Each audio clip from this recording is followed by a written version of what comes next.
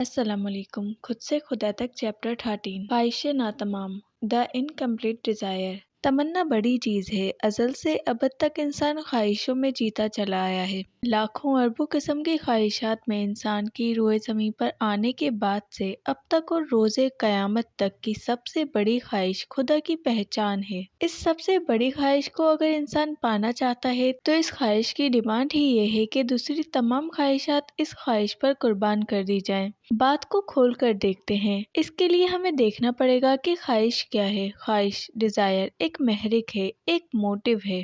سوچ خواہش ہے اور خواہش سوچ ہے۔ یہ طلب ہے، یہ ڈیمانڈ ہے، یہ یہاں سے وہاں تک جانے کی سوچ ہے۔ Desire is to become that which is not here. یہ وہاں جانے کی سوچ ہے جو اس وقت یہاں نہیں ہے۔ خواہش زندگی کو حرکت دیتی ہے، موو کرتی ہے۔ اگر خواہش نہ ہو تو ذہن مردہ ہے، ڈیڈ ہے۔ اگر آپ کی کوئی ڈیمانڈ نہیں تو آپ کی کیا سوچ ہے؟ If you don't want a thing, what you will think؟ اس میں بہت بڑا راز چھپا ہے۔ ہر انسان کی زندگی میں خواہش انسان کے ساتھ موجود ہے۔ خواہش اپنی اصل میں وسعت کا نام ہے، پھیلاؤ کا اور آگے بڑھنے کا نام ہے۔ یہ ایکسپینشن ہے۔ ہر انسان آگے بڑھ رہا ہے، ایکسپینڈ کر رہا ہے، پھیل رہا ہے۔ جیسے کائنات یہ کہکشائیں بڑھ رہی ہیں اور پھر ایک دن پھٹ جائیں گی، اسی طرح انسان بھی آگے بڑھتا ہے، ایکسپینڈ کرتا ہے ساری زندگی، یہاں تک کہ اسے موت آ جاتی ہے۔ سورہ التکاثر آیت نمبر 1 اور 2۔ ترجمہ: کثرت کی آرزو نے تم کو آ لیا یہاں تک کہ تم نے قبریں جا دیکھی۔ ہم اس کثرت ایکسپینشن کو سمجھنے میں اکثر مار کھا جاتے ہیں۔ ہر انسان کی زندگی میں ایک ناآسودہ، نامکمل سلگتی لو دیتی خواہش ہر وقت موجود رہتی ہے۔ یہ نامکمل خواہش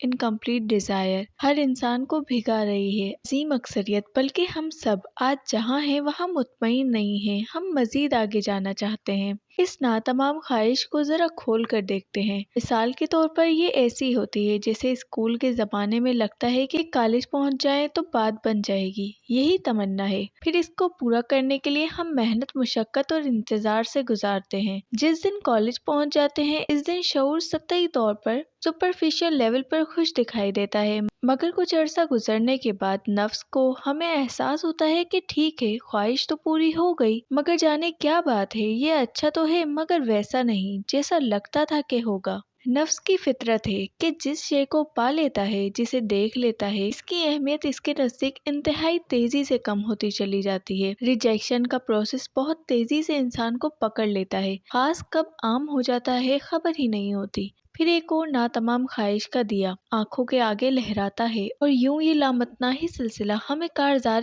حیات میں گھسیٹتا ہوا لے نکلتا ہے۔ ہر خواہش پوری ہو جانے کے بعد اگلی خواہش کو جنم دے کر خود پھیکی پڑتی جاتی ہے۔ یہاں تک مشاہدہ پہنچے تو خواہش کی دو پرتیں نظر آتی ہیں۔ ایک فنا ہے، ہلاکت ہے، مورٹیلٹی ہے، دوسری تاثر ہے، ایکسپریشن ہے۔ نفس چونکہ جبلی طور پر موت سے روشناس ہے، جانتا ہے کہ وہ مر جائے گا، وہ ہلاک ہو جانے والا ہے، مورٹل ہے، لیکن چونکہ اللہ سے بیزار ہے، خائف ہے، اس لیے ہلاکت کے دباؤ سے، اسٹریس آف مورٹیلٹی سے نکلنے کے لیے، موت کے خوف سے فرار حاصل کرنے کے لیے ایک عجیب داؤ کھیلتا ہے جو اہل علم کے سوا کسی کو سمجھ نہیں آتا۔ یہ خواہش کو بقا، امورٹیلٹی کا دھوکہ، ایلیوژن تخلیق کرنے کے لیے استعمال کرنا سیکھ جاتا ہے۔ میں کالج پہنچ جاؤں تو زندگی کافی حد تک سلجھا سکتا ہوں۔ حال میں بیٹھ کر نفس ایک عارضی مدت، ٹیمپریری ٹائم لائن تخلیق کر رہا ہے، خود کو یقین دلا رہا ہے کہ کالج میں داخلے تک میرے پاس وقت ہے، میں نہیں مروں گا۔ خود ساختہ مہلت لے رہا ہے، دھوکہ دے رہا ہے، ایلیوژن میں جی رہا ہے۔ کسی کا مر جانا ہمارے لیے ایک سچ، ایک حقیقت ہے، ایک فیکٹ ہے۔ اِنَّ لِلَّهِ وَإِنَّا إِلَيْهِ رَاجِعُونَ بہت ہی خلوص سے انسان کسی کی موت پر پڑتا ہے۔ اسے مر جانا تھا کیونکہ میں جانتا ہوں کہ موت برحق ہے، کسی بھی وقت آ سکتی ہے، اس پر میرا ایمان ہے، لیکن میرا مر جانا، میری موت میری نظر میں ایک خیال ہے، میرے نزدیک ایک ایسا آئیڈیا ہے جو سچ تو ہوگا، لیکن چونکہ وہ آئیڈیا ہے اس لیے ضروری نہیں کہ ابھی سچ ہو جائے۔ دوسرے کی موت حقیقت ہے، اپنی آئیڈیا ہے۔ واہ سبحان اللہ، کیا بات ہے اس نفس عیار کی۔ اپنی اور اپنے ارد گرد موجود زندگیوں کا جائزہ لیں، آپ کو یہ تلسم ہر ایک پر چھایا ہوا نظر آئے گا۔ کاروبار سیٹ ہو جائے تو حج کرنا ہے، حج تک ہلاک نہ ہونے کا یقین دلایا جا رہا ہے خود کو۔ حج کے بعد بچوں کی شادیوں تک جینا ہے، پھر اپنے بچوں کے بچوں کی خوشیاں دیکھنے تک جینا ہے، اور جب سب ہو چکا تو پھر مسجد کا راستہ پکڑ کر اللہ کا نیک بندہ بننے کے لیے جینا ہے۔ کوئی مرنے کو تیار نہیں ہے۔ ایک فانی، ایک ہلاک ہو جانے والا، ہر دم خود کو عارضی طور پر ہی صحیح لیکن کچھ دیر کے لیے ابدی امپورٹل کرنے کی کوشش میں مصروف ہے، اور خالق کہہ رہا ہے کہ ہرگز یہ نہ کہنا کہ کل یہ کام کر دوں گا مگر انشاءاللہ۔ سورہ الکہف آیت نمبر 23 سے 24 ترجمہ: اور کسی چیز کے متعلق یہ ہرگز نہ کہو کہ میں اسے کل کر ہی دوں گا، مگر یہ کہ اللہ چاہے، اور اپنے رب کو یاد کر لے جب بھول جائے، اور کہہ دو امید ہے کہ میرا رب مجھے اس سے بھی بہتر رستہ دکھائے، اور ہم نے اسے رسم بنا لیا۔ کبھی دیانتداری سے غور کیا کہ اصل میں ہر کام سے پہلے انشاءاللہ کہنے سے آپ کی مراد کیا واقعی وہ ہے جو اللہ چاہتا ہے؟ کیا ہم اس بات کو مان چکے ہیں کہ ہم کبھی بھی کسی بھی وقت مر سکتے ہیں؟ نہیں، کبھی نہیں۔ انسان کبھی تیار نہیں ہوتا، ہاں مگر وہ جس کو اللہ جان کے بغل سے نجات دے، وہ خواہش کا تلسم توڑ سکتا ہے۔ خواہش کی دوسری پرت، لیئر، تاثر ایکسپریشن ہے۔ نفس کی مصیبت یہ ہے کہ اسے کبھی خواہش کی مناسبت سے اس کا تاثر نہیں مل پاتا۔ ہر خواہش جب پوری ہوتی ہے تو پتہ چلتا ہے کہ یہ تو ادھوری ہے۔ چھوٹی کار تک پہنچنے کے بعد احساس ہوتا ہے کہ اصل خواہش تو بڑی کار کی ہے۔ یہ لامتناہی چکر، ویشیس لوپ، ساری زندگی انسان کو ایک ایسا گدھا بنا کر رکھ چھوڑتا ہے جس پر بیٹھنے والے نے ایک چھڑی کے سرے پر سبز گھاس کا گٹھا باندھ کر اسے گدھے کے منہ کے پاس اس کی رسائی سے ذرا دور تھام رکھا ہو۔ بھوکا گدھا اس گھاس میں منہ مارنے کے چکر میں چلتا جاتا ہے، مگر وہ کبھی اس گھاس تک پہنچنے والا نہیں، کیونکہ گھاس اس پر سوار آدمی کے ہاتھ میں ہونے کی وجہ سے اس کے ساتھ ہی آگے بڑھ رہی ہے۔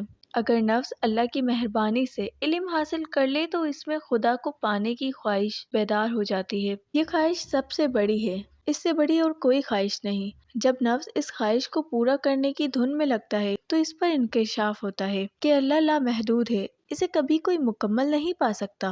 اللہ ساکن نہیں ہے، Allah is not a static reality. سامنے کی بات ہے، اللہ کو فارمولے میتھڈ سے نہیں پا سکتے، وہ کہیں رکھا ہوا نہیں ہے، وہ اللہ ہے۔ اس کو پانے کے لیے جب خواہش تڑپ کا روپ اختیار کرتی ہے تو اسے احساس ہوتا ہے، بجلی کے کوندھے کی طرح لپک کر آنے والا ایک ایسا احساس جس کی روشنی میں نفس دیکھتا ہے کہ اللہ لامحدود، ان لمیٹڈ ہے۔ اسی لمحے نفس کی خواہش کو پہلی بار اس کا تاثر ایکسپریشن مل جاتا ہے، ایک لامحدود دوسرے لامحدود سے جا ملتا ہے۔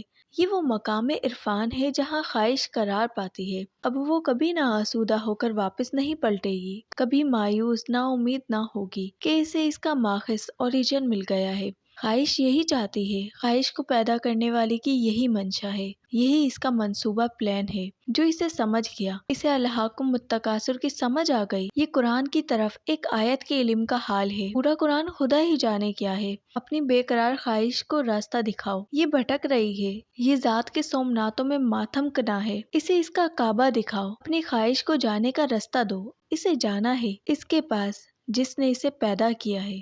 ویڈیو پسند آئی ہے تو لائک کریں، اس چینل کو سبسکرائب کر کے گھنٹی کے بٹن کو دبانا نہ بھولیں تاکہ نئی آنے والی تمام ویڈیوز کی نوٹیفیکیشن آپ تک آسانی سے پہنچ سکے۔